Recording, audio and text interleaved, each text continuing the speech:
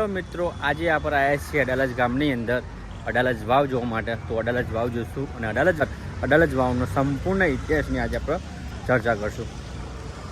તો વાવના જોડે જ અહીંયા મંદિર આવેલું છે। તો સૌ પ્રથમ પહેલાં અહીંયા દર્શન કરવા માટે જઈએ અને તમને બી અહીંયાથી દર્શન કરાવીએ માતાજીના।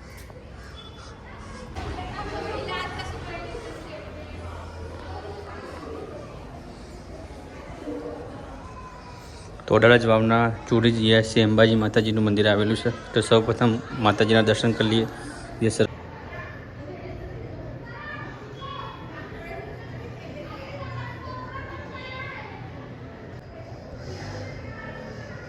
તો આ જગ્યાએથી ગેર છે, અહીંયાથી આપણે એન્ટર થઈએ છીએ અંદર વાવમાં જવા માટે। અડાલજની વાવમાં જવા માટે સૌ પ્રથમ આ જગ્યાએથી તમારે ટિકિટ લેવી પડશે।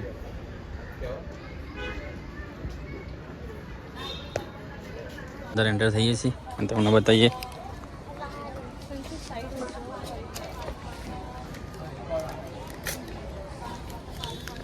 અત્યારે આપણે અડાલજ વાવની અંદર આવી ગયા છે।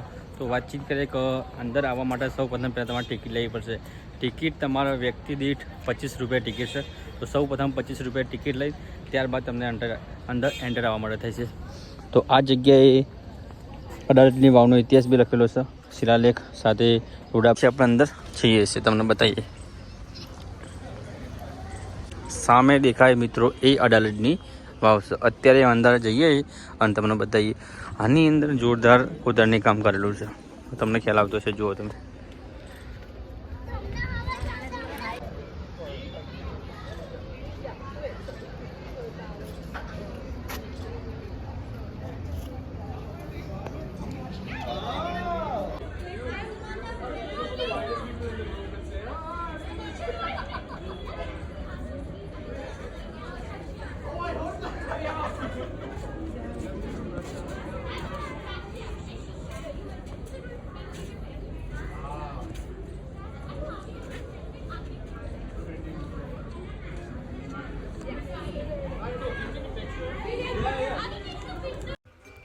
આપણે આજે વાત કરીશું ગુજરાતના અમર થઈ ગયેલા ઇતિહાસ વિશે, એટલે કે અડાલજના ઇતિહાસ વિશે।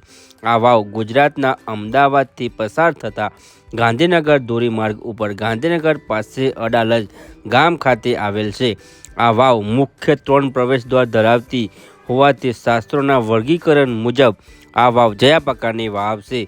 આ વાવ કુલ 5 માળો ઊંડી છે અને આ વાવ હિન્દુ અને મુસ્લિમનું સ્થાપત્યથી મિશ્રણ છે। ઉત્તર અને દક્ષિણ ધરી ઉપર કુલ લંબાઈ 251 ફૂટ છે। આ વાવના નિર્માણ માટે એ સમયે કુલ 5 લાખ રૂપિયાનો ખર્ચ થયો હતો। આ વાવ સ્થાપત્ય એવા શીખ માળી જ્ઞાતિના ભીમાના દીકરા મારણ હતા। આ વાવના પાછળ એક રાણીનો ઇતિહાસ છુપાયેલો છે। તો ચાલો જાણીએ સુંદર ઇતિહાસ વિશે। પાટણના રાજા વીરસિંહ વાઘેલાની વિધવા રાણી રૂપાબાઈએ બનાવેલી આ વાવ પ્રેમ અને બલિદાનનું પ્રતીક છે। 15મી સદી વખતે દંડાઈ દેશ એટલે કે આજનો અમદાવાદ અને ગાંધીનગર વચ્ચેનો પ્રદેશ જે વાઘેલા વંશના રાજા વીરસિંહનું રાજ હતું। રાણા વીરસિંહની પત્ની રૂડાદેવી તેમના પ્રજાજનો માટે માતા અને પિતા જેવો વાત્સલ્ય પ્રેમ રાખતા હતા। ત્યાંની પ્રજા રૂડાદેવીના સન્માનથી રૂપાબા કહીને બોલાવતા હતા। સૌ પ્રથમ અડાલજની વાવનું નિર્માણ વીરસિંહે કરાવ્યું હતું, પરંતુ તે સમયે 1498નું અમદાવાદ સુલતાન એવા મોહમ્મદ બેગડાએ દંડાઈ દેશ પર ચડાઈ કરી અને તેના પર કબજો કર્યો। આ યુદ્ધમાં રાણા વીરસિંહ વીરગતિ પ્રાપ્ત કરે છે અને વાવનું કામ અધૂરું રહી જાય છે। બીજી તરફ વિધવા રાણી રૂપાબાઈ સુંદરતા પર મોહિત થઈ ગયેલા ગુજરાતના સુલતાન મોહમ્મદ બેગડાએ તેમની સમક્ષ વિવાહનો પ્રસ્તાવ મૂકે છે। પતિના અવસાનથી વ્યતીત થઈ રાણી રૂપાબાઉ પાસે વિકલ્પ નહોતો, હવે તો કરે શું? તો રાણીએ સુલતાન સમક્ષ એક શરત મૂકી, મારા પતિએ શરૂ કરાવેલ આ વાવનું ફરીથી નિર્માણ કરાવતો હો આપને પરણીશ। આ વાત સાંભળતાની સાથે જ સુલતાને બનતી તરાએ 1499માં વાવનું નિર્માણ કરાવ્યું અને રાણી રૂપાબાઈને તેમનું વચન યાદ અપાયું। હવે રૂપાબા તેમના સરગસ્ત પતિ વીરસિંહને સમર્પિત હતા। તે સમયે રાણી રૂપાબા પોતાના લાજ સાચવવા માટે આ વાવ તરફ પ્રસ્થાન કરે છે અને કૂવા તરફ ઊભા રહીને તેના પતિને યાદ કરે છે મનોમન અને તેમના પતિના સ્વાભિમાન ખાતે આ વાવ પરથી કૂદીને જળ સમાધિ લે છે અને સતી થાય છે। તો મિત્રો, આ હતો અડાલજની વાવનો ઇતિહાસ।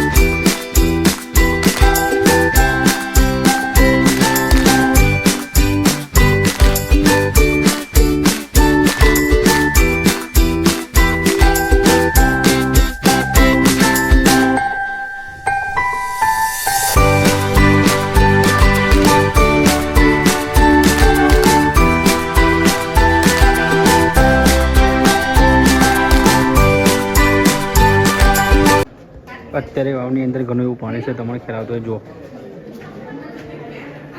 બહુ જ પાણી છે અત્યારે।